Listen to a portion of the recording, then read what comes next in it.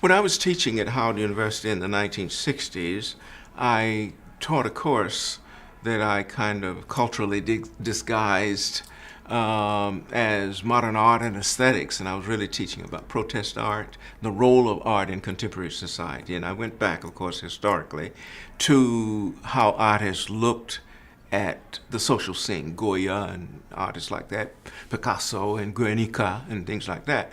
And so these young people latched on to that because this was 1962, the Civil Rights Movement was still underway in 1963. And I was fortunate to have students in my classes who really were dedicated to the movement. Stokely Carmichael was in my class. He later told me he was not in the class because he wanted to learn so much from me, but because his girlfriend was in my class. He, of course, was one of the leaders of the student nonviolent movement coordinating committee at that time. And he was in and out of class often because he was helping to lead the protests and what have you.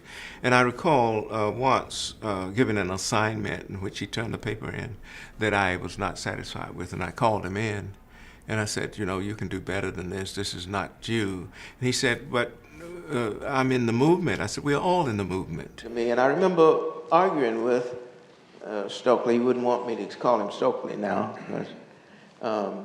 after he changed his name. But he came in my office one day and I was arguing with him and I said, don't you think Dr. King should concentrate on what is going on here in the United States and not try and deal with world violence? He said, Vietnam is violence. He said, no, Prof. He said, violence is violence. And until such time that we can see it in its fullness throughout the world, we weren't using the term global then, he said, we're going to have the same problem. And so he had that kind of thought process. He was a very bright student. So here's a student teaching me. And of course, luckily I was open to learning.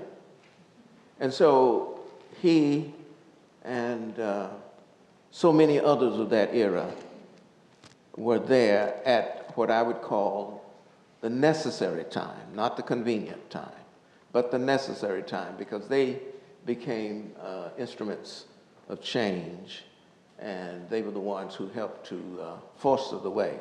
I was learning from the students. I think any good teacher learns, maybe not as much, but an awful lot from the students. That is the humanistic approach to learning.